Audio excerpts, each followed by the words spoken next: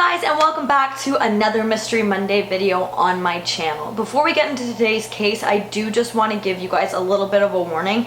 Today's video is not your typical Mystery Monday video. It is not a true crime case, and I know a lot of you expect a true crime case on a Monday, but today's case is not a true crime case.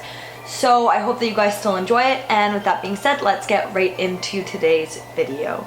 Today's case takes place in a small town called Ashburnham in Massachusetts, and the main character in today's case is a woman by the name of Betty Andreasson. Betty was a very normal, average woman. She was a mother of 7, and she really devoted all of her time to taking care of her children. She was super religious, but she just lived a very, very normal, average life. But on January 25th, 1967, that would all change. Now, this all starts with the layout of Betty's home. I think that it must have been that the living room was connected to the kitchen, and you will see why I think that in just a moment. But Betty was standing in the kitchen. She was cleaning up after dinner around 6:30 p.m. when her 7 children and her parents were sitting in the living room. All of a sudden, the power in the house began to flicker, and the house got quite dark, which made all 7 of her young children very nervous. So Betty had then left the kitchen and went to kind of comfort her kids. But at this time, a red light began to shine in the kitchen window that was pretty much lighting up the entire area where the family was. Now, this, of course, as you could probably assume, struck the family as very, very strange, so Betty's father went to look out of the window to see if he could find where this light was coming from. While he was looking out the window, he saw 5 very strange-looking creatures almost doing a hopping-like motion towards the house. But before the family could react, the creatures had actually entered the home through the front door. Now, when I say that they came through the front door, I know that that sounds like they opened the door and they came in, but they literally passed through the brick and the wood. Like, they literally just came right through the door. The door wasn't open, they just came right on through it. The family described these creatures as looking like your everyday classic alien. They had pear-shaped heads, they had small black eyes, small noses, they had small ears, which your everyday classic alien does not have, but they also said that they had small slits for mouths. Now, something to keep in mind is the slits that they had in their mouths, they never spoke out of. All of the communicating that these aliens did with this family was through the mind. They were telepathically speaking to the family. Now, the family also said that 4 of these creatures stood at about 5 feet tall, with the 5th creature standing just a little bit taller than the other ones, and the taller alien seemed to have been the one who was in charge of the 4 smaller ones. The aliens were also described as wearing blue military-like coveralls with a sash across it, and all of the aliens had a badge on their arm that had what looked like a bird on the patch. They also all appeared to be wearing very thick, heavy black boots, but they didn't really walk. The family said that at first they were looking like they were doing a hopping motion, but upon second viewing of these aliens, it appeared as if they had almost been hovering above the ground. Upon entering the home, the aliens put the entire family into a state of frozen consciousness, so they couldn't move or anything, but they were aware of what was going on. Now, this is when the aliens started to telepathically speak to Betty. And Betty, I guess, telepathically spoke back to these aliens and said that she was really worried about her family. So the aliens at this point actually unfroze, I guess, one of her daughters, just enough of time to allow the daughter to tell her mom that she was in fact okay. She wasn't hurt and nothing really was wrong with her. She was just in a frozen state of consciousness. Betty said that although she was really worried about her family, right off the back, as soon as these creatures had entered her home, she felt as if they were her friends. She felt really comforted and at peace with these creatures. Now, after being in the house for just a moment, the creatures actually gathered up Betty and took her outside to a very small spaceship. Now, once they were on this spaceship, it actually took them to a much larger ship, which I guess would be the mothership in alien UFO type of terms. She said that while on the way to the larger ship, they had actually stopped on a planet that she said was very, very similar to Earth. Now, what exactly this planet was and how long they'd stayed there or anything like that, I couldn't really find much information on online, but she did mention that they had stopped at another planet and that this planet did remind her of Earth. Once they were at the larger ship, this is when they began to do minor surgeries, experiments, and tests on Betty. Now, she did say that some of them were extremely painful, but she's okay, she's still here, so they didn't really hurt her to that extent. But she said that once they were done doing all of these experiments and whatnot, the aliens actually started to telepathically communicate with her about God. Now, they said basically that they had the same faith as her, they had the same religion as her, and they strongly believed that the earth would be visited very soon again by Jesus Christ.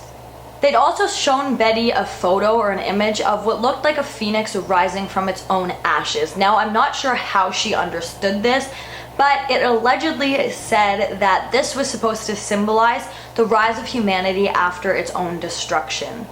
How she knew that, I'm not really sure. I'm not really super religious, so I don't know if that has something to do with that, but that was just something that seemed to be very pertinent to this story.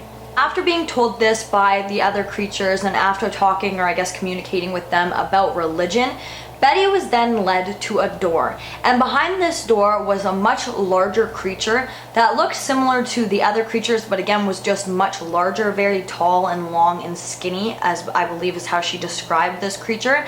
And Betty would refer to this alien or this creature as the One. And she said that this creature, or this being, the one that was behind the door, shared with her a lot of very intelligent and needed knowledge.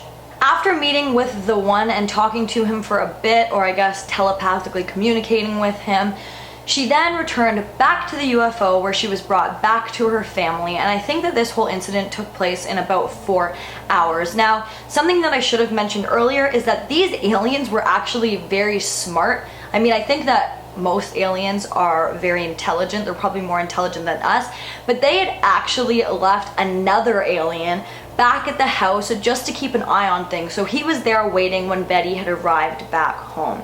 So she went back into her home. I guess they unfroze them all, whatever they did. And then the aliens got back into their ship and they left, and the family's memories were completely erased and they didn't remember anything that had happened. Now again, before this all took place and even after for several years, Betty was just your average, normal American woman. There was nothing significantly wrong with her. She was not mentally ill. She had no reason to have made up something like this. Nothing just really would have made her want to tell a story like this. She was just your average, everyday woman, like your mom, my mom, you know, just your neighbor, like just a very normal person. And so for this to all have been taking place is just mind-blowing. But she'd actually said before this had happened to her, she never really had an interest in aliens. She didn't even recall ever reading about any UFO abductions or anything like that.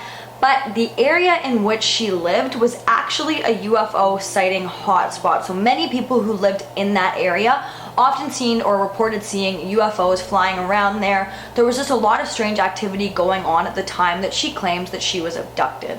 But anyways, again, her memory was swiped completely of this incident.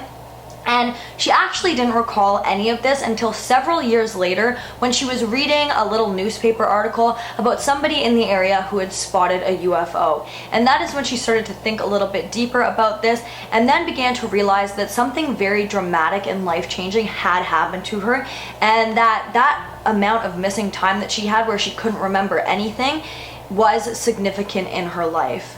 After Betty read about this UFO incident, or this spotted UFO in the area that sparked her memory or sparked her interest, she started to research things or people who had claimed to have been abducted by aliens. And that is when she started realizing, you know, there was 4 hours of her life that she couldn't remember, her kids couldn't remember, her parents couldn't remember, just a lot of things that didn't add up. They did remember the red light coming through the window, there was just a lot of things that just didn't make sense. So she actually decided to write about all of these things that were going on with her, and she sent them to a group of UFO enthusiasts. Now, the UFO enthusiasts at first actually just brushed Betty's letter aside. They didn't look too deeply into it. They just put it aside and were like, you know what, forget it, we're looking at UFOs right now, whatever. But then a group of researchers had actually come to the group of UFO enthusiasts, and they were looking for alien abduction stories or reports of alien abductions that had happened in that neighborhood, because again, the area in which Betty had lived at this time was known to be a UFO hotspot, and that is when they came across Betty's letter.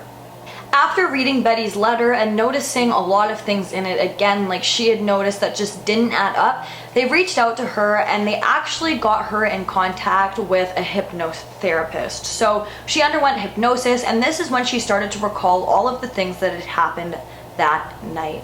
And I also believe that her parents might have gone under hypnosis too, as well as her children, to get bits and pieces of the story from them that she didn't have, or just to make sure that it was in fact really happened, like somebody just wasn't recalling this when the others had not recalled this at all when underneath hypnosis. So they really did this, they really hypnotized her and got all this information. But the strange thing about this to me that really stood out and made me think about this case a little bit harder is Betty did talk about how she had had a very, very in-depth conversation with the being that she referred to as the One. She said that he shared a lot of very important, very deep and secretive knowledge with her, but she was sworn to secrecy by this alien, and she told him she wouldn't tell anybody, and even under hypnosis she wouldn't tell anybody. She held her word so much to the point where she didn't say anything about what the One and her had talked about. Now, that is crazy, especially under hypnosis. I feel like a lot of us would still spill what this being had told us under hypnosis. That is like some crazy, crazy loyalty. I could use a friend like that. Something else that is very interesting about this case, I mean this entire case is very interesting, but something else that I personally found very interesting was that the person who actually hypnotized Betty, his name is Raymond Fowler? Yes, Raymond Fowler. And after hypnotizing Betty, this sparked some memories in his mind where he actually ended up going underneath hypnosis as well, and they later found out that he was also an alien abductee. So he had also been abducted by aliens, and he actually went on to write 5 books about his abduction experience. Now, I have yet to read these 5 books, but I think that I might order them online because I think that is super, super interesting and I would love to read them. But if you guys have read them, please let me know in the comments down below, because I'd be super interested to know if they're worth the buy and all of that kind of stuff. Something that just stood out to me in this case that I don't see every day in all alien abduction stories and things like that is the patch with the bird on it that they claimed the aliens had on their military like coveralls. Now, the reason that that stands out to me and makes me wonder is because I'm sure we've all seen The Fourth Kind. Maybe you haven't, but if you're really into aliens and you haven't seen that movie, I highly recommend watching it. She says that aliens take on the form of owls. So my curiosity started going when I started researching this case, making me really wonder if aliens take on the appearance of owls or if they take on the appearance of every bird. And also, what kind of bird was it that appeared on this patch? Was it an owl? I'm just super, super curious about that. But guys, that is all I really have on today's case. I know that it was a little bit different for a Mystery Monday video, but I hope that you guys liked it, and I hope that you can get some information from this and maybe share some with me, because I think that these alien abduction cases are super, super interesting. I mean, I am always skeptical about them, especially ones like this where things just seem all over the place, but I'm super, super interested in them. And after watching the hypnosis videos and stuff like that, it's hard not to believe these people and their stories and things like that. It just really, really, I find it so fascinating. But anyways, if you like this video, please give it a big thumbs up. Don't forget to comment down below what you'd like to see in my future videos. Don't forget to subscribe and turn on that notification bell so that you don't miss any future videos from me. Thank you so, so, so much for watching, and I'll see you in the next one. Bye, guys!